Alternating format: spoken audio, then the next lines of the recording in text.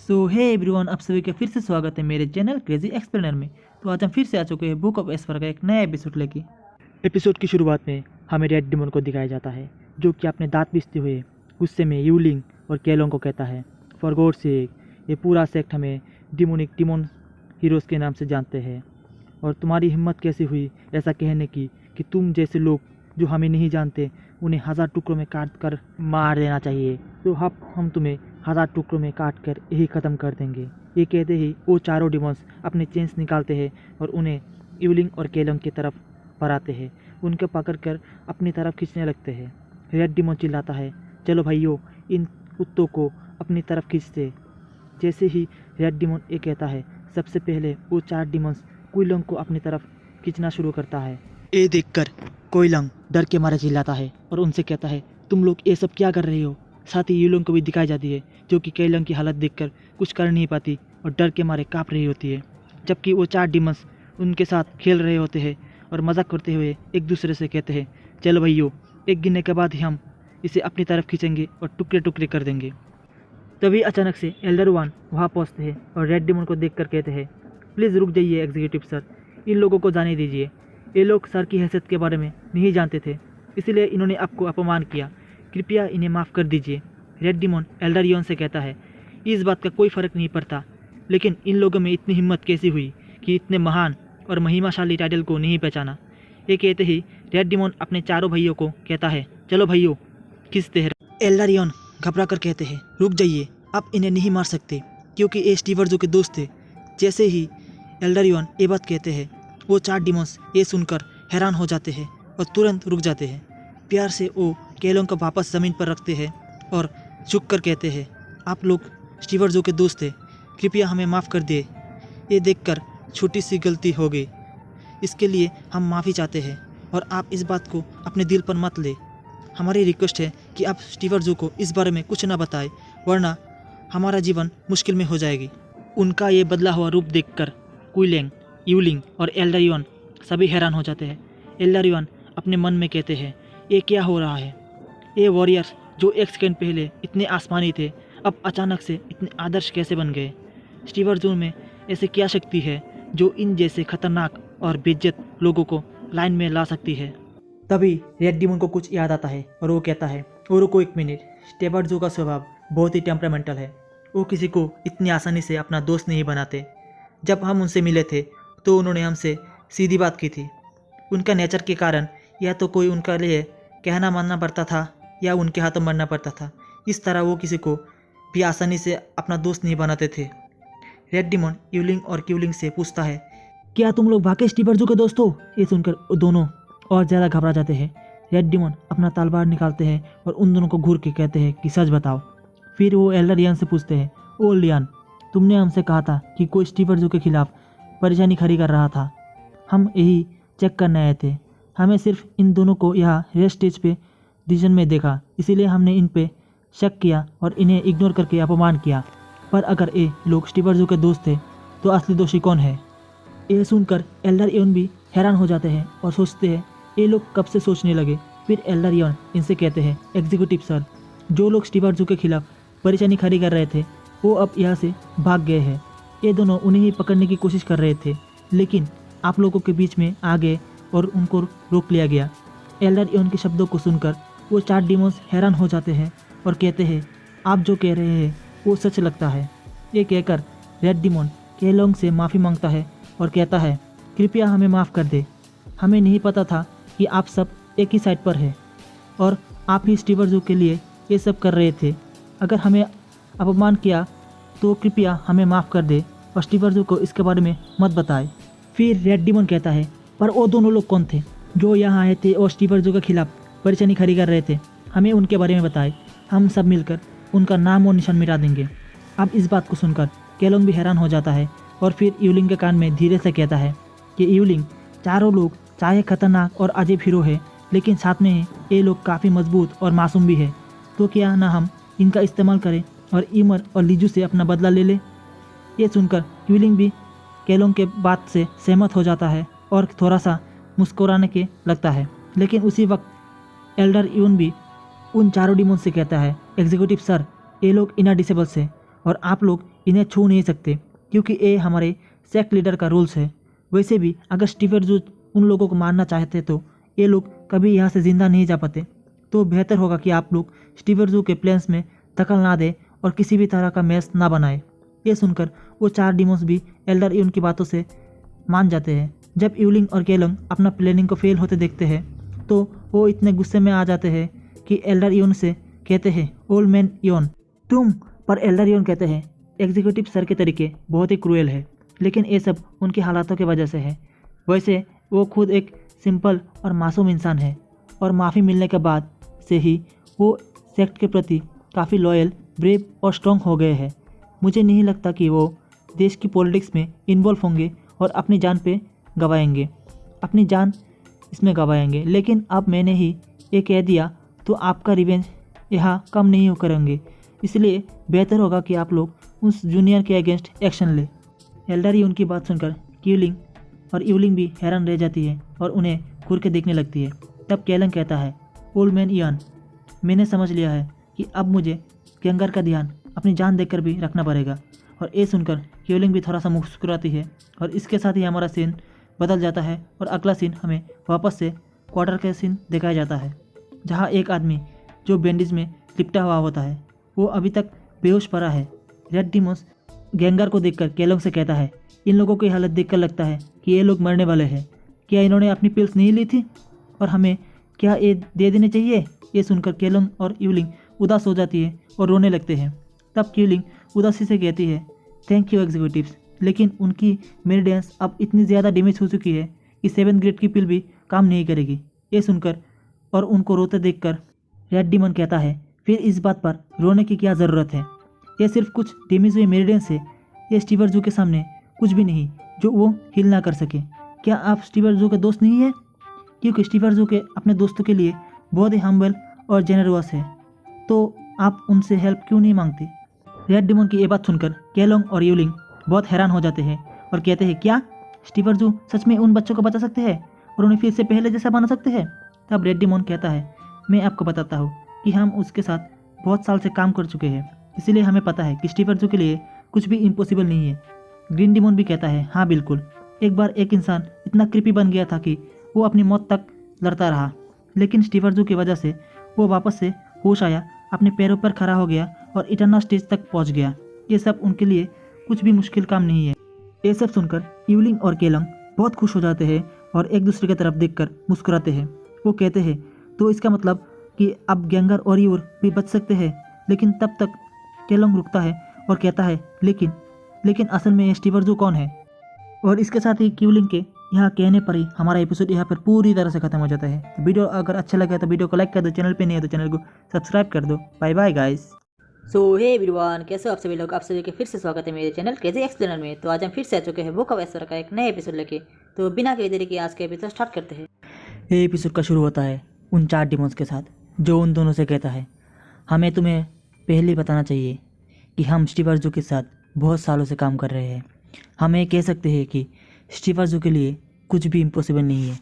तभी green demon कहता है, हाँ, बहुत हिम्मत से उन्होंने उन लोगों का सामना किया था जो उनसे भी ज़्यादा क्रिपल थे और अपनी मौत तक लड़ते रहे, लेकिन फिर भी स्टीफन जू की वजह से वो लोग दोबारा अपने पैरों पर खड़े हो गए और सिर्फ खड़े ही नहीं हुए, एटर्नल स्टेज तक भी बहुत आसानी से पहुंच गए। ये सुन के क्विलिंग और यूलिंग बहुत खुश हो जाते हैं, लेकिन क्विलिंग एकदम रुक जाता है और कहता है, लेकिन स्टीफन जू असल में है कौन? तब स्क्रीन बदलता है और हमें हमारा हीरो जूफेन दिखता है, जो अब भी वही सिमेट्री के पास बैठा है और उन्हें ग्रेप के देखते हुए अपना शक्ति बढ़ा रहा है। वो उस एनर्जी को अपने शरीर में एब्जॉर्ब कर रहा होता है। तभी उसे लगता है कि कोई उसकी तरफ आ रहा है। वो अपनी आंखें खोलता है और उस दिशा में देखता है और कल्टीवेशन रोक के खड़ा हो जाता है और कहता है, अरे तुम लोग आ गए हो, अभी एक दिन भी नहीं हुआ और तुम लोग वापस से आ गए हो। क्या तुम लोग अब ठीक हो? और क्या तुम लोग फिर से मुझसे लड़ने आए हो? जूफेन कहते ही, इस बार मैं तुम लोगों पर बिल्कुल भी दया नहीं करूँगा। ये सुन के क्यूलिंग और यूलिंग दोनों जूफेन के सामने आकर अपना घुटनों पर गिर के सिर ज़मीन पर मारते हैं और फिर वो जूफेन से कहता है, जूफेन प्लीज़ हमें माफ़ कर दो, हमारी सबसे बड़ी मूर्खता के लिए। हमने जो कुछ भी किया तुम्हारे साथ अब तक, हम माफ़ी मांगते हैं और गुजारिश करते हैं कि तुम हमारे बच्चे की जान बचा लो। जूफेन उन्हें कुछ देर देखता है, लेकिन फिर वो उनसे पीठ मोड़ लेता है और कहता है नहीं, और यहाँ से चलने लगता है। तभी एल्डरियन वहाँ से आते हैं और जूफेन से कहता है, सर जू, बच्चों की जान खतरे में है और उनका फ्यूचर बिल्कुल बर्बाद होने वाला है, तो तुम उनकी जान क्यों नहीं बचा लेते। तभी जूफेन कहता है, मैं उन लोगों को अच्छी तरह से नहीं जानता हूँ, तो उनकी मदद क्यों करूँ। तभी एल्डरियन हंसता है और कहता है, तो क्या आप मेरी वजह से एक की जान बचा सकते हैं। तभी जूफेन कहता है, ये तुम मेरे दोस्त हो जो दुनिया के प्रकृति पर डिबेट करते हो, लेकिन ये एक डिबेट है, एक ऐसा नहीं, तो मैं फिर भी मना करता हूँ। ये सुनकर क्विलिंग और यूलिंग और ज़्यादा उदास हो जाता है और अपना सिर ज़मीन पर मार मार के अपने आप को तोड़ देते हैं, लेकिन जूफेन उन्हें माफ़ नहीं करता। तब एल्डरियन कहता है, सर जू, अगर मैं उनकी जगह होता और मौत के इतने करीब होता तो क्या तुम मेरी जान नहीं बचा लेते। तभी जूफेन कहता है, एल्डरियन के बिना मेरे पास बात करने के लिए कोई नहीं होता, तो हाँ, मैं तुम्हारी जान ज़रूर बचाता। तब एल्डरियन कहते हैं, तो ठीक है, मैं अपनी जान उन दोनों बच्चों में से किसी एक के लिए दे दूँगा। अगर मेरी जान उनकी जान के लिए एक्सचेंज हो सकता है तो क्या मैं ये करके नहीं सकता। ये सुन के जूफेन शौक हो जाता है और कहता है, क्या तुम अपनी जान उन बच्चों के लिए दे दोगे, लेकिन कैसे ये बराबर हो सकता है। एल्डरियन कहते हैं, क्या ये बराबर नहीं हो सकता। जब तक ये नंबर स्टेबल रहेंगे तब तक ज़िंदगी फलेगी फूलेगी। या तो मैं यहाँ उनकी जान के लिए मर जाऊँगा, या तो वो मेरी मौत के लिए यहाँ मरेंगे, और जब तक ये परिणाम सेम होगा किसी को फ़र्क नहीं पड़ेगा। डिमन सन्स जो बुराइयों का नाश करते हैं वो डिस्ट्रक्शन को रिप्रेजेंट करते हैं, लेकिन वो एक नया ज़िंदगी भी लेकर आता है। वो जो भी मौत फैलाते हैं उससे एक नई ज़िंदगी का जन्म होता है। सब कुछ प्रकृति के नियम के अनुसार होता है, और अब मैं अपनी पुरानी हड्डी एक नए जीवन के लिए देना चाहता हूँ, और ये मरने का सबसे अच्छा तरीका है। जूफेन एल्डरियन की सारे बातें सुनता है और कहता है, डिमोनिक पाथ डिस्ट्रक्शन को रिप्रेजेंट करता है, लेकिन वो लाइफ भी होल्ड करता है। डिमन सन्स इस क्रूएल दुनिया को डिस्ट्रॉय कर रहा है, लेकिन असल में वो एक नई ज़िंदगी को नेचर कर रहा है। सब पापों को तोड़ते हुए वो और ज़्यादा डिमोनिक बन रहा है। लाइफ और डेथ और destruction for the good of the world. तो एल्डरियन की सारी बातें ध्यान से सुनने के बाद जूफेन उनकी बातें समझ लेता है। पर दोस्तों सच्ची बताओ, मुझे घंटा भी समझ नहीं आया। तो अभी स्टोरी पे आगे बढ़ते हैं। तो स्टोरी के आगे हम जूफेन को देखते हैं जो एल्डरियन से कहता है, एल्डरियन, आपने हमें बहुत मदद की है, तो अब मैं आपकी ज़रूर मदद करूंगा और आपको अपनी जान नहीं देनी पड़ेगी। तो एल्डरियन जूफेन से कहता है, सर जू, क्या आप उनमें से किसी एक को मदद करेंगे। तभी जूफेन कहता है, एक की मदद करने के बाद एल्डरियन, आप फिर से मुझे दूसरे की जान बचाने के लिए अपनी जान देने की बात करेंगे, तो सिर्फ आपके लिए मैं उन दोनों की जान बचाऊंगा। जूफेन की बात सुनने के बाद एल्डरियन मन ही मन सोचते हैं और जूफेन से कहता है, आप बहुत समझदार हैं और हर बात तुरंत ही समझ जाते हैं। यह सब सोचने के बाद एक नया सीन में दिखाया जाता है कि दो एल्डर कहीं उड़ जा रहे होते हैं, लेकिन उनके नीचे लीजू और सिस्टर हुमेयर खड़ी है। हुमेयर लीजू से कहता है, कोर्ट्स एल्डर फाइनली पेट्रोल के लिए बाहर चले गए हैं और अब हमें बस उनके अंदर घुसकर उन्हें मारना है। कोई भी इंटरनल डिसाइपल पर अटैक करना मौत की सज़ा है, लेकिन हमारे सिंस की वजह से प्लानिंग लास्ट मिनट में फेल हो गई थी। लीजू कहता है, उनकी सज़ा अब ख़त्म होने वाली है। अगर हमने और देरी की तो वो लोग वापस आ जाएंगे, जो हमारे एला डिसीजन के खिलाफ होगा और बहुत ही डेंजरस होगा। मेवर इस बात पर सहमत होती है और कहती है, सेकंड सीनियर ब्रदर, हमने अब तक जूफेन के बैकग्राउंड के बारे में कुछ भी नहीं पता चल पाया। मुझे समझ नहीं आता कि उसके बैकग्राउंड में कौन सा एल्डर या वेनरेबल हो सकता है। ये सुनकर लीजू हंसता है और कहता है, हाँ, तुम बिल्कुल सही कह रहे हो। अब हम इसे अपनी तरीके से ट्राई करेंगे और पूरी तरह से टेस्ट करेंगे। लीजू के एक कहने के बाद ही हमारा सीन चेंज होता है और अब हमें लेबरविस का सीन दिखाया जाता है, जहाँ पर केलोंग जूफेन को इज्जत के साथ लाता है और कहता है, स्टीफर जू, प्लीज़ इधर आइए। बाकी डिसाइपल ये सब देखते हैं और कहते हैं, देखो केलोंग कितना आगे बढ़ चुका है और यूलिंग भी कितनी शांत हो चुकी है। ये सब जूफेन के बैकग्राउंड की वजह से हुआ है, जो कि इतने बास्टर्ड को भी अच्छी तरह से सबक सिखा दिए। और अब हमें अंदर का सीन दिखाया जाता है जहाँ पर जूफेन और बाकी लोग गुजर रहे होते हैं। और जूफेन कहता है, मैं कुछ दिनों के लिए यहाँ से गया था, लेकिन ये जगह इतनी बेकार हो गई है। केलोंग और यूलिंग, तुम्हारी हैंडीकैप सिस्टर और बेटे दोनों को घर से निकालने के बाद इस गार्बेज में डाल दिया गया होगा, जैसे बाकी लोगों के साथ होता है। ये सुनने के बाद यूलिंग कुछ नहीं बोलती और हंसते हुए कहती है, स्टीवर्जू, ये सब हुमेर के कार्ड की वजह से हुई है। ये कहने के बाद सब लोग रूम की तरफ बढ़ते हैं और जिसमें गैगर को रखा गया है और उसके साथ यूर चोटिल पड़ी है। तभी जूफेन उस रूम के सामने पहुंचता है और अंदर से 4 डिमोस की आवाज़ सुनता है जो कह रहा है, भाई मुझे पूरा विश्वास है कि ये लड़का 1 महीने में उठ जाएगा और ये लड़की आधे महीने में। रेड डिमोन कहता है, नहीं, ये चोट ठीक करने का और एक तरीका है। तभी दूसरा कहता है, अच्छा तो क्या इन लोगों पर 5th गेट पिल बात का इस्तेमाल करेंगे। इसी वक्त चुइलेंग उस रूम पे आता है और कहता है, क्या तुम लोग मेरे बेटे और यूर पर पेट लगा रहे हो। और चुइलेंग के ये कहने के पर हमारा एपिसोड यहाँ पर ख़त्म हो जाता है। और अगर आपको एपिसोड अच्छा लगे तो एपिसोड को लाइक कर दो, चैनल पे नहीं तो चैनल को सब्सक्राइब कर दो। सो हेलो एवरीवन, कैसे हो आप सभी लोग। आप सभी का फिर से स्वागत है मेरे चैनल क्रेजी एक्सप्लेनर में। तो आज हम फिर से आ चुके हैं बुक ऑफ एस्पर का एक नया एपिसोड लेके। तो बिना किसी देरी के आज का एपिसोड स्टार्ट करते हैं। इस एपिसोड की शुरुआत में हम देखते हैं कि रेड डिमोन अपने भाइयों के साथ शर्त लगाता है। वो कहता है, भाइयों मैं शर्त लगाता हूँ कि ये लड़का 1 महीने में ठीक हो जाएगा और ये लड़की आधे समय में ही ठीक हो जाएगी। एक और डिमोन जवाब देता है, बिल्कुल नहीं, इतनी जल्दी इनसे ठीक होना नामुमकिन है। इनके ये घाव देखो, कम से कम 2 महीने लगेंगे, शायद उससे भी ज़्यादा। ये सुनकर रेड डिमोन कहता है, ठीक है, तो मैं इस पर एक 5th गेट का पिल शर्त लगाता हूँ। दूसरी तरफ क्यूलिंग उन 4 डिमोन्स को अपने बच्चों के ऊपर शर्त लगाता देखता है और कहता है, क्या ये 4 लोग मेरे बेटे और यूर के ऊपर शर्त लगा रहे हैं। जूफेन उनकी बात सुन लेता है और उनके पीछे खड़ा हो जाता है, लेकिन उन 4 डिमोन्स को इस बारे में बिल्कुल भी खबर नहीं होती और वो लोग अपना शर्त लगाने में लगे रहते हैं। तभी जूफेन अचानक उनके कंधे पर हाथ रखकर हंसता हुए कहता है, अरे तुम लोग यहाँ बहुत मज़े कर रहे हो, क्या मैं भी तुम्हारे साथ शामिल हो जाऊँ। रेड डिमोन कहता है, बिल्कुल, पहले तुम अपना 5th गेट का पिल निकाल के दिखाओ। लेकिन जैसे ही वो अपने पीछे वाले दोस्त की तरफ देखता है, वो 4 डिमोन्स एकदम शांत हो जाता है और उनकी आंखें चौंक जाती है। वो घबरा कर तुरंत पीछे हट जाते हैं और जूफेन के सामने झुककर माफ़ी मांगते हैं, स्टीवर्जू हमें माफ़ कर दे। ये देखकर क्यूलिंग और यूलिंग बिल्कुल हैरान हो जाते हैं। वो सोचने में लगते हैं, ये 4 लॉलेस डिमन जो किसी के भी नहीं सुनते आज जूफेन के सामने इतना आगागरी बन गए हैं। तभी रेड डिमोन जूफेन से पूछता है, स्टीवर्जू क्या आप इन बच्चों के लिए यहाँ आए हैं, पर इन्हें तो अपनी हालत से खुद ही रिकवर करना पड़ेगा। जूफेन कहता है, हाँ, जब मैं यहाँ आने की सोची थी तभी मुझे इस परिणाम के बारे में अंदाज़ा था, लेकिन मुझे पूरा विश्वास है कि मैं इन बच्चों को बचा लूँगा।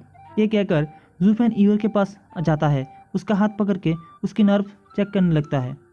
फिर वो यूलिंग और क्यूलिंग को बताता है, यूएर 2 महीने से डिमोन डेमारिंग की ट्रेनिंग कर रही है बिना किसी दिक्कत के, पर जब उसके हाथों में चोट लगी तब भी उसने ट्रेनिंग करना बंद नहीं किया, जिस वजह से उसकी बाहु ख़त्म होने लगी और उसकी मेरिडियंस पूरी तरह से बर्बाद हो गई है। जब मैंने पहली बार उसके आधे अधूरे ठीक हुए हाथ को देखा तब मुझे शक हो गया था कि कुछ तो गड़बड़ है। ना सिर्फ उसकी हीलिंग पिल में छेड़छाड़ हो गई थी, बल्कि उसे इंजर होने के बावजूद भी ट्रेनिंग के लिए मजबूर किया गया, all for outer sake promotion. Training के दौरान भी सेवर्ज एनर्जी का यूज़ किया गया था, जो इन मुसीबतों का कारण बना। जब मैंने ह्यूमर को इनके ट्रेनिंग सुपरवाइज करते हुए देखा और सिस्टरहुड गिल्ड ट्रैप का यूज़ करते हुए देखा, तब मैंने तुम्हें तुरंत वार्न करने का सोचा था, लेकिन लगता नहीं तुम लोगों ने मेरी बात ढंग से सुनी थी। ये सुनकर केलोंग और यूलिंग बहुत पछताते हैं और दुखी हो जाते हैं। तभी 4 डिमोन में से एक डिमोन जो ब्लैक और वाइट बैलून वाला होता है, वो जूफेन से पूछता है, स्टीवर्जू अगर आपको पहले से ही सब जानते थे तो आपने हमें पहले ही साफ साफ क्यों नहीं बताया। जूफेन मुस्कुराता है और कहता है, हाँ मुझे पता था, लेकिन अगर मैंने पहले ही सब कुछ बता दिया होता तो क्या फ़र्क पड़ता। ये सुनकर 4 डिमोन्स ज़ोर ज़ोर से हंसने लगते हैं। हा हा हा हा हा, स्टीवर्जू सच में बहुत ही ज़्यादा वाइल्ड है। वही जूफेन अपने मन में सोचता है, ज़रूरत के वक्त का दोस्त ही असल दोस्त होता है। अगर मैंने पहले ही इन्हें सब कुछ बता दिया होता तो ये लोग मुझे फॉलो नहीं करते और मेरी इज्जत नहीं करते। सेक्रेटरी जिहो चाहता है कि मैं एक बहुत बड़ा सफलता हासिल करूं, तो मुझे केलोंग और यूलिंग को अपने छाये में रखना पड़ेगा और उन्हें कंट्रोल में रखने के लिए सबसे अच्छा तरीका है कि उनकी गिल्ड को अपना हाथ में लेना पड़ेगा। वो और सोचता है, जब मैंने सेक्ट के पुराने एल्डर्स और वेनरेबल्स के कब्रें देखी तब मुझे समझ आ गया कि वो जगह मेरे लिए स्वर्ग जैसी है। मुझे सिर्फ वहाँ बैठना था और कुछ नहीं चाहिए था। मैंने अपने खुद के सेविंग ग्रेड के प्लान्स को भी इग्नोर कर दिया, पर तब एल्डर यून मेरे पास आए और मुझे इस दुनिया के नेचर के बारे में एनलाइटमेंट दिया। इसी वजह से मैंने अपने अगले कदम को फैसला कर लिया। मैं यहाँ आया हूँ अपनी एक छोटी सी योजना और डिमोनिक पथ के भविष्य के समझाने के लिए। मौत के बिना जिंदगी नहीं होती और एक डिमोन की ज़िंदगी कितनी ही रोमांचक होती है। ये कहकर जूफेन यूअर का हाथ पकड़ लेती है। तभी रेड डिमोन पूछता है, स्टीवर जू, आप इसके लिए कौन सी पिल यूज़ करने वाले हैं? जूफेन कहता है, जब ये जाग जाएगी तब तुम खुद देख लेना। उसके बाद हम देखते हैं कि जूफेन अपना ड्रैगन वेन सोल को एक्टिवेट करता है, जो कि ज़बरदस्त एनर्जी रिलीज़ करता है, क्योंकि इस ड्रैगन वेन सोल में पूरे 9 ड्रैगन की सोल मर्ज है और उसके साथ बुद्धा रूट की प्रॉपर्टीज भी शामिल है, और जिसकी वजह से एक बहुत बड़ा ड्रैगन तैयार होता है जो जोर से रोर करता है और वो उसी के साथ वो किसी को भी हिल कर सकता है। एल्डारियन, कीलोंग और यूलिंग भी ये सब देखकर बिल्कुल शॉक हो जाते हैं। उनका मुंह तो खुला का खुला रह जाता है। एल्डारियन हैरानी से बोलता है, क्या ये सच में ड्रैगन वेल सोल है? वही जूफेन अपने ड्रैगन वेल सोल को कमांड देता है, रिटर्निंग ड्रैगन रोड। सोल एक शक्तिशाली पल्स रिलीज करता है जो किसी को भी तोड़े हुए मेडिडेंस को ठीक कर सकता है। इस वजह से यूएर और केलेंग का बेटा बहुत तेज़ी से हील होने लगता है। थोड़ी देर बाद जूफेन यूएर का हाथ चेक करता है और कंफर्म करता है कि वो पूरी तरह से हील हो चुकी है। ये देखकर यूलिंग कहता है, ये सच में बहुत अमेजिंग है। एल्डर यून भी कहते हैं, जूफेन के पास सच में एक डिवाइन आर्ट ऑफ रिजरेक्शन है। तभी यूएर उठती है जो कि पूरी तरह से हील हो चुकी होती है। यूलिन भी खुशी से कहती है, सिस्टर तुम अब ठीक हो चुकी हो। यूएर थोड़ी देर कन्फ्यूज होकर कहती है, सिस्टर मेरे साथ क्या हुआ था? फिर वो जूफेन की तरफ देखती है जो कि उसका हाथ पकड़ के मुस्कुरा होता है। फिर क्योंकि उसे कुछ याद नहीं होता, वो घबरा जाती है और गुस्से में अपना हाथ निकाल के जूफेन के गाल पे ज़ोर से थप्पड़ मार देती है। वो चीख कर कहती है, तुम क्या कर रही हो? जूफेन को थप्पड़ लगता देखकर क्यूलेंग और यूलिंग भी बहुत शौक हो जाते हैं। और इसी के साथ यहाँ उसका एपिसोड हमारा एंड हो जाता है। अगर आपको वीडियो अच्छा लगे वीडियो को लाइक कर दो, चैनल पे नहीं हो तो चैनल को सब्सक्राइब कर दो। Bye bye guys. तो हेलो एवरीवन, आप सभी का फिर से स्वागत है मेरे चैनल क्रेजी एक्सप्लेनर में। तो आज हम फिर से आ चुके हैं बुक ऑफ एस्पर का एक नया एपिसोड लेके। तो जिसने भी पहला वाला एपिसोड नहीं देखा तो जाके पहले वो देख लीजिए, और जिसने देख लिया तो इसके लिए स्टार्ट करते हैं आज का ये वाला एपिसोड। तो एपिसोड की शुरुआत में हमको दिखाया जाता है यूएर जो अचानक से जूफेन को जोर से थप्पड़ मार देती है, और ये देखकर यूलिंग बहुत ही ज़्यादा घबरा जाती है और घबराहट में जूफेन से कहती है, स्टीवर जू प्लीज़ शांत हो जाइए, ये लड़की बिल्कुल भी समझदार नहीं है, तो इसकी बात का बिल्कुल भी आप दिल पे मत लीजिए। साथ ही यूलिंग यूएर से डांटते हुए कहती है, पागल लड़की तुमने ये क्या कर दिया? अभी क्या अब स्टीवर जू से माफ़ी मांगो। यूएर अपनी बहन की ये बात सुनकर कन्फ्यूज हो जाती है और पूछती है, सिस्टर इसने पहले मेरा हाथ छुआ था तो मुझे इससे माफ़ी मांगनी चाहिए? यूलिंग गुस्से में कहती है, तुम समझती क्यों नहीं, स्टीवर जू ने अभी तुम्हारी जान बचाई है। और ये सुनकर यूएर बिल्कुल भी शौक रह जाती है और पूछती है, क्या ये मेरा सेवियर है? तभी हमारे गैंगर का सीन दिखाया जाता है जो कि बेहोश पड़ा था लेकिन अब होश में आता है और सब शोर शराबा सुनकर पूछता है, ये सब शोर कैसा है? जैसे ही उसकी नज़र जूफेन पर पड़ती है वो गुस्से से चिल्लाता है और कहता है, साले तुम यहाँ क्या कर रहे हो? तभी केलोंग वहाँ आता है और अपने बेटा का सर पकड़कर जूफेन के सामने झुकाता है और कहता है, अंकल जू ने अभी तुम्हारी जान बचाई है, तो जल्दी से जल्दी उनके सामने झुको और उनका शुक्रिया अदा करो। तो गैंगर तुरंत ही झुक जाता है और कहता है, अंकल जू आपको बहुत बहुत शुक्रिया मेरी जान बचाने के लिए। दूसरी तरफ यूएर अब भी कन्फ्यूज होती है और अपनी बहन यूलिंग से पूछती है, सिस्टर यहाँ पर ये सब क्या हो रहा है? यूलिंग समझाती है, ये सब होमर की गलती थी, अगर जूफेन यहाँ मदद करने नहीं आता तो तुम दोनों हमेशा के लिए अपंग बन जाते। ये सुनकर यूएर और गैंगर बिल्कुल शौक रह जाते हैं। यूएर याद करती है कि उसने बिना कुछ जाने जूफेन को थप्पड़ मार दिया और अपनी गलती का एहसास होने पर वो उससे माफ़ी मांगती है। लेकिन हमारा जूफेन हंसी में कह देता है, मिस यूएर मैं आपकी माफ़ी बिल्कुल भी एक्सेप्ट नहीं करता, और ख़ासकर आपके ज़िद्दी नेचर की वजह से तो बिल्कुल भी नहीं। फिर जूफेन एक बोतल पिल्स क्यूलिंग की तरफ फेंकता है। केलोंग उस बोतल को पकड़ता है और पूछता है, ये क्या है? जैसे ही केलोंग बोतल खोलता है तो एक ज़बरदस्त एनर्जी उसमें से निकलती है, जिस देख के केलोंग और गैंगर दोनों हैरान हो जाते हैं और कहता है, ये तो 10 ग्रेड का पिल है। जूफेन कंफर्म करता है और कहता है, हाँ ये हेविंग रीचिंग पिल है, तुम्हारे बेटी के लिए बिल्कुल परफेक्ट है। इसके घाव बहुत ही गहरे थे और इसकी मेरिडियंस भी डैमेज हो गई थी, लेकिन ये पिल सिर्फ उसकी रिकवरी नहीं करेगी बल्कि उसकी मेडिटेंस को और भी स्ट्रांग बना देगी और ये सब बिना किसी दिक्कत के इथेरियल स्टेज तक भी पहुंचा सकती है। जूफेन की बातें सुनकर केलोंग इमोशनल हो जाता है और जूफेन के सामने झुक जाता है और अपना माथा ज़मीन पर लगाता है। केलोंग स्टीवर्जू को बोलता है, स्टीवर्जू आपसे मेरी ज़िंदगी सिर्फ और सिर्फ आपकी है। और ग्यांगर भी कहता है, हाँ अंकल जू, मैं भी आपको हमेशा शुक्रगुजार रहूँगा। वही यूलिंग अब भी बहुत परेशान होती है। तभी जूफेन डिक्लेयर करता है कि मैंने जो करना था कर दिया, अब मेरा काम यहाँ ख़त्म हो गया है और मुझे अपनी ट्रेनिंग पर वापस ध्यान देना है। और ये कहकर वो वहाँ से चलने लगता है और ये देखकर यूलिंग पैनिक में चिल्लाती है, स्टीवर्जू रुक जाइए, कृपया करके यूर की भी मदद कीजिए, नहीं तो ये हमेशा के लिए प्राफन हिबस्टेस की 6th लेयर पर ही अटक जाएगी। लेकिन जूफेन अपने ठंडे लिहाज में कहता है, तो क्या, मुझे कोई फ़र्क नहीं पड़ता, मैं यहाँ सिर्फ मदद करने आया था और मैंने वो कर दिया और इससे आगे मैं जो कुछ भी करना चाहूँ वो मेरी इच्छा है। और क्योंकि मुझे वो लड़की बिल्कुल भी पसंद नहीं है तो मैं इससे यहाँ छोड़ रहा हूँ। और ये सुनकर यूलिंग शॉक में रह जाती है और एल्डर यून की तरफ देखने लगते हैं, लेकिन एल्डर यून भी अपना सिर हिलाकर मना कर देते हैं।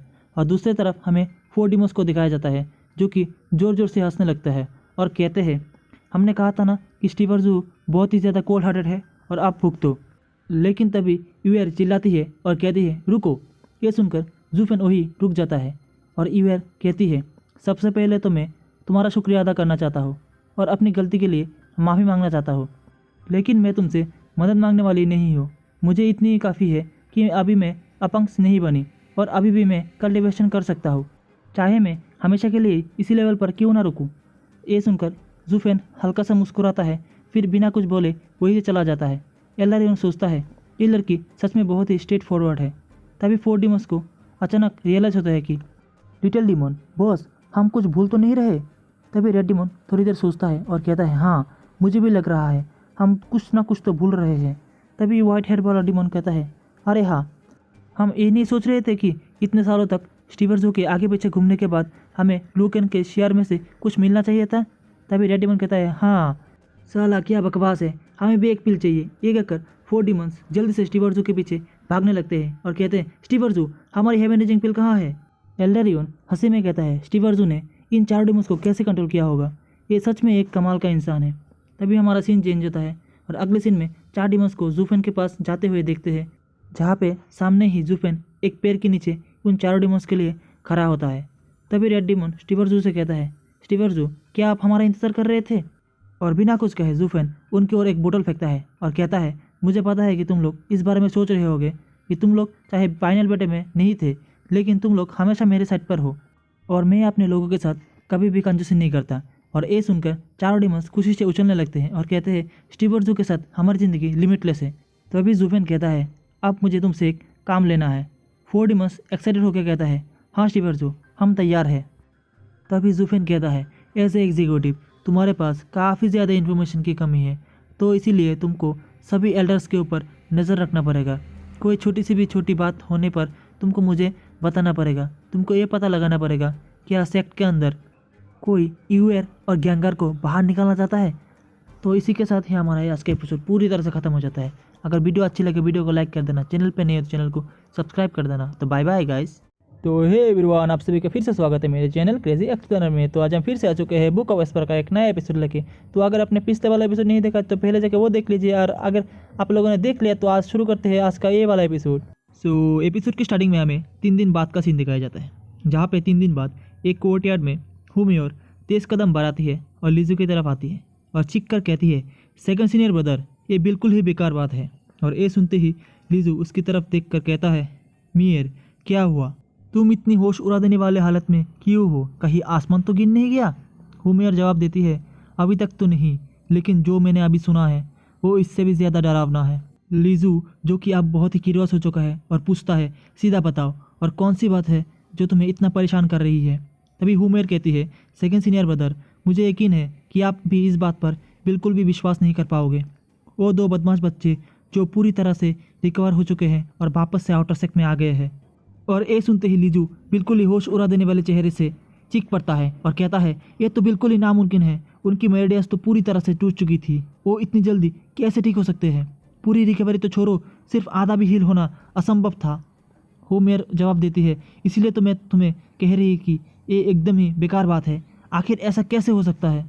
तभी लीजू गहरी सोच में पड़ जाता है और फिर कहता है, नहीं, केलोंग और यूलिंग के लिए ये सब बिल्कुल ही इम्पॉसिबल है। कोई बहुत ही बड़ा और ताकतवर इंसान इनके बीच में है, लेकिन कौन?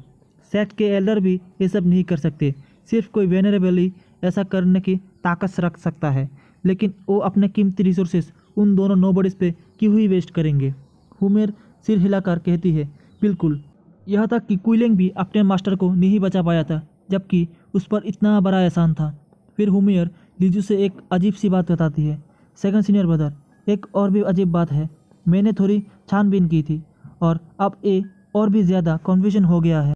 लीजू, जो कि आप बहुत ही ज़्यादा इंटरेस्टेड हो चुका था, पूछता है आखिर क्या। तभी होमियर बताती है, उसी दिन जब वो दोनों बच्चे रिकवर हुए थे, किसी ने वहाँ पे जूफेन को देखा था, जिसके सामने वो दोनों बच्चे झुके हुए थे। हाँ, वही जूफेन जिसे कुछ दिन पहले ही सबसे दूर एक्सेल कर दिया गया था, और वो दोनों उससे डरते हुए लग रहे थे। लेकिन वो ज़्यादा देर उनके पास नहीं रुका था, वो वापस से सिमेट्री पर चला गया और उसके जाने के बाद ही वो दोनों रिकवर होने लगे। और ये सुनकर तो लीजू पूरी तरह से शॉक हो जाता है और होश उड़ा देने वाले झटके में आ जाता है और वो गहरी विचार में डूब जाता है। होमियर सुझाव देती है कि शायद जूफेन ने अपने बैकग्राउंड का इस्तेमाल करते हुए उन दोनों बच्चों को बचाया होगा, लेकिन लीजू तुरंत ही कहता है, नहीं, ये बिल्कुल भी संभव नहीं है। जूफेन का इस सेक्ट में कोई भी स्टेटस नहीं है, कोई उसकी परवाह तक नहीं करता। होमियर पूछती है, कोई नहीं? क्या वो इस सेक्ट में कुछ ज़्यादा ही आज़ाद नहीं घूमता? तभी लीजू हंसता है और कहता है, हम बस एजम्पशंस ही बना रहे हैं। मैंने अपने मास्टर से भी पूछा था और हमने पता लगाया कि जूफेन का किसी भी एल्डर या वेनरेबल से कोई भी संबंध नहीं है, वो सिर्फ एक नोबडी है।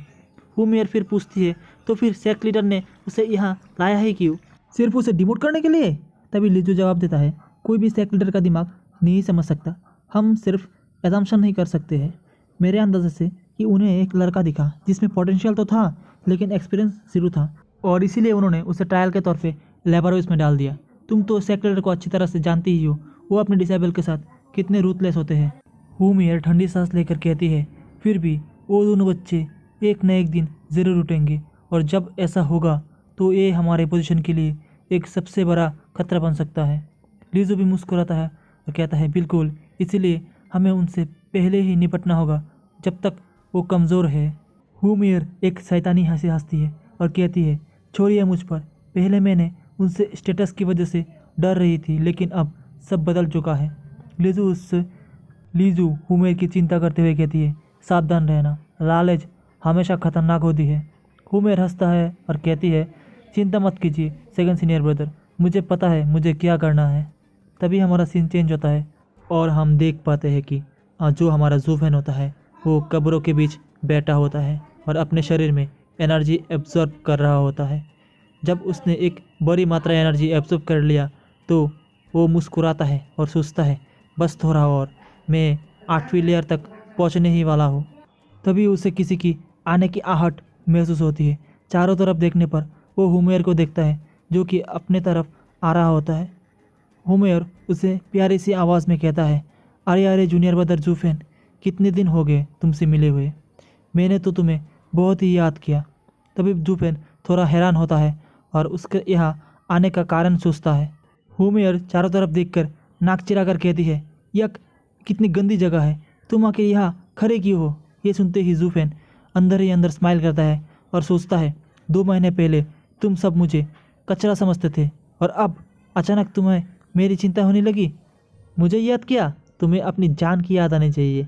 होमियर एक नाटकीय बाहरी सांस लेकर कहती है, कैसे उन लोगों ने मेरे प्यारे को इतनी घटिया जगह भेज दिया? तभी जूफेन उसकी नकली चिंता को देखकर मन ही मन हंस पड़ता है और सोचता है, ओह, तो ये सब मैंने उन दोनों की मदद की थी, इसी वजह से हो रहा है। दिलचस्पी की बात है। एक छोटी सी मुस्कुराहट के साथ वो जवाब देता है, लेकिन सीनियर सिस्टर, मुझे ये जगह बहुत पसंद है। ये ठंडी हंसी के साथ वो मन ही मन सोचता है, तुम सही इंसान के पास आई हो, लेकिन गलत वजह से। और इसी के साथ हमारा आज का एपिसोड पूरी तरह से ख़त्म हो जाता है। अगर वीडियो आपको अच्छी लगे तो वीडियो को लाइक कर दो, चैनल पे नहीं है तो चैनल को सब्सक्राइब कर दो, और कैसा लगा वीडियो आपको ज़रूर कमेंट कर दो। तो बाय बाय गाइस। तो हे एवरीवन, आप सभी का फिर से स्वागत है मेरे चैनल क्रेजी एक्सप्लेनर में। तो आज हम फिर से आ चुके हैं बुक ऑफ एस्पर का एक नया एपिसोड लेके। तो जिसने भी पहला वाला एपिसोड नहीं देखा जो जाके पहले वो देख लीजिए, और जिसने भी एपिसोड देख लिया तो शुरू करते हैं आज का ए वाला एपिसोड। सो इस एपिसोड की शुरुआत में हम देखते हैं कि जो ह्यूमर होती है वो शमशान घाट पहुँचती है, जहाँ पर जूफेन खड़ा होता है। उसे वहाँ देख वो कहती है, ओ माय, तुम इतनी बेकार जगह पर क्यों खड़े हो, और वो दोनों कमीने मेरे डार्लिंग को इतनी गंदी जगह कैसे भेज सकते हैं। उसकी बात सुनकर जूफेन मुस्कुराता है और अपने मन में सोचता है, ओह, तो तुम सिर्फ इसीलिए आई हो क्योंकि मैंने उन दोनों बच्चों को बचाया है। ये सोचने के बाद जूफेन हंसता है और ह्यूमर से कहती है, लेकिन सीनियर सिस्टर, मुझे ये जगह पसंद है। और इतना कहते ही जूफेन एक डेविलिश स्माइल देता है। ह्यूमर जवाब देती है, जूनियर ब्रदर, तुम अपनी इज्जत का इतना मजाक कैसे बना सकते हो। चाहे तुम अपनी बॉडी का परवाह ना करो, लेकिन तुम्हें ऐसे देखकर मेरा दिल टूट जाता है। वो आगे कहती है, मैं उन दोनों को सबक सिखाने वाली हूँ और तुम्हें वापस ले जाने वाली हूँ। इतना कहकर ही हुमर जूफेन के करीब आती है, जो देखकर जूफेन थोड़ा सा हैरान हो जाता है। हुमर कहती है, मैं तुम्हें इन भयानक हवा से सामना करते हुए नहीं देख सकती, जबकि तुम्हारे बाल पहले ही सफ़ेद हो चुके हैं। ये कहते हुए हुमेर जूफेन को सेड्यूस करने लगती है, जो उसे थोड़ा परेशान कर देता है। जूफेन कहता है, सीनियर सिस्टर हुमेर, आप यह क्या कर रहे हैं। हुमेर मुस्कुराकर कहती है, सिली, मैंने देखा है कि तुम्हें बहुत सारी मुसीबतें झेली है, मैं तुम्हें एक रिवॉर्ड देना चाहता हूँ।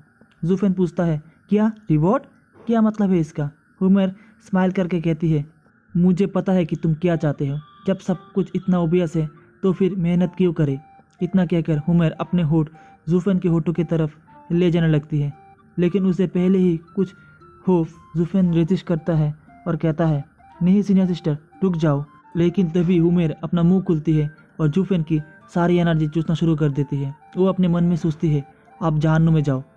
वो जूफेन की पावर और तेज़ एब्जर्व करना शुरू कर देती है, जबकि जूफेन ये सब महसूस करता है और सोचता है, ओह, तो ये अपनी चार्म टेक्निक का यूज़ करती है और आदमियों के यंग एनर्जी को अपने अंदर सील करता है। जूफेन स्माइल करता है और कहता है, अच्छा, तो देखते हैं कि तुम कितनी एनर्जी चूस सकती हो। फिर जूफेन अपनी डिमोनिक ट्रांसफॉर्मेशन आर्ट का यूज़ करता है और उल्टा ह्यूमर की सारी एनर्जी निकालने लगता है। जूफेन ह्यूमर की हाथ पकड़ लेती है और उसको अपने तरफ खींच लेती है, जो देखकर ह्यूमर पूरी तरह से शॉक हो जाती है। उसकी आंखें फट जाती है और सोचती है, मैं इसकी यंग एनर्जी एब्जॉर्ब क्यों नहीं कर पा रही हूँ, और इतनी भयानक पावर मेरे अंदर क्यों एंटर हो रही है, मैं इसे रोक भी नहीं पा रही। घबराकर वो छुटकारा पाने की कोशिश करती है और चिल्लाती है, जूफेन, व्हाट द हेल, तुम ये क्या कर रही हो। जूफेन हंसता है और कहता है, ओह, आप रेजिस्ट करना चाहती हो, लेकिन अब बहुत देर हो चुकी है। फिर जूफेन उसका गला पकड़ लेता है और अपने किलिंग इंटेंट का ऑरा रिलीज करता है, और जिसकी वजह से ह्यूमर का पूरा शरीर पसीने में भीग जाता है और वो घबरा कर कहती है, नहीं नहीं, प्लीज़ ऐसा मत करो। तभी यूलिंग, कैलोंग और गैंगर को वहाँ पहुँचते हैं। वो जूफेन को बुलाते हैं, लेकिन सामने का नज़र देख के वो पूरी तरह से शॉक रह जाते हैं। उन्हें लगता है कि जूफेन ह्यूमर को एम्बर्स करके उससे किस ले रहा है, जबकि ह्यूमर रोती हुए काँप रही होती है और मदद की भीख मांग रही होती है। कैलोंग सब देखकर मजाक में कहता है, हमें तुमको डिस्टर्ब करने के लिए माफ़ कर दे, तुम लोग कंटिन्यू करो। लेकिन स्टीवर्जो, ये लड़की बहुत ही इविल है, इसके साथ मज़ा लेना एक अलग बात है, पर इसे सीरियसली मत लेना, एक दिन तुम ज़रूर पछताओगे। ये सुन के जूफेन ह्यूमर का पूरा एनर्जी एब्जॉर्ब कर लेता है और कहता है, ये मुझे सिर्फ पसंद करती थी क्योंकि इसने मेरी यंग एनर्जी को सील करना था। कैलोंग और यूलिंग ये सुनकर शॉक रह जाते हैं। जूफेन ह्यूमर की तरफ देखता है और कहता है, मुझे तुम्हारे इनर सेक्ट के पॉलिटिक्स से कोई भी लेना देना नहीं है, लेकिन जब तुम खुद मेरे टेरिटरी में आई हो तो अब इसका अंजाम भुगतना पड़ेगा। इतना कहकर वो हुमेर को नीचे फेंक देता है। हुमेर जो ज़मीन पर गिरी होती है पूरी तरह से घबरा जाती है, उसका शरीर पसीने से भीग जाता है। वो उठने की कोशिश करती है, लेकिन उसका शरीर काँप रहा होता है। जूफेन उसके करीब आता है और ठंडी लिहाज में कहता है, तुम यहाँ से तुरंत भाग जाओ, अभी के लिए सिर्फ वार्निंग दे रहा हूँ, लेकिन ये सब यही ख़त्म नहीं हुआ है, तुम्हें इसका बदला ज़रूर मिलेगा। ये सुनते ही हुमेर जल्दी से वहाँ से भाग जाती है, जो देखने के बाद यूलिंग पूरी तरह से शॉक रह जाती है और कहती है, क्या ह्यूमर सच में चली गई। कैलोंग मुस्कुराता है और कहता है, उसे भूल जाओ, जब जूफेन यहाँ होता है तो हमारा डिसीजन कोई मैटर नहीं करता। जब उसने उसे छोड़ने का फैसला कर लिया है तो हमें कुछ और करने की ज़रूरत नहीं है। ये बात सुन के जूफेन सिर हिलाता है और कहता है, तुम काफ़ी समझदार हो। तुम्हें पता है कि मेरी बात का उल्लंघन करना नहीं चाहिए। मैंने तुम सबको बचाया है और अब तुम्हारे ग्रजेस और इनर सेक्ट में वापस जाने का सवाल कोई मायने नहीं रखता। कैलोंग और यूलिंग हैरान हो के पूछता है, क्या इनर सेक्ट में हम वापस जा रहे हैं? जूफेन कंफर्म करता है, हाँ, तुम सब वापस इनर सेक्ट में जाओगे। और इसी के साथ ही हमारा ये वाला एपिसोड पूरी तरह से खत्म हो जाता है। तो गाइस, वीडियो अगर आपको अच्छी लगे वीडियो को लाइक कर दो, चैनल पे नए हो चैनल को सब्सक्राइब कर दो। गाइस, मुझे पता है कि वीडियो थोड़ा सा छोटा है, मैं नेक्स्ट टाइम कोशिश करूँगा थोड़ा और बड़ा वीडियो बनाने के लिए। तो बाय बाय गाइस।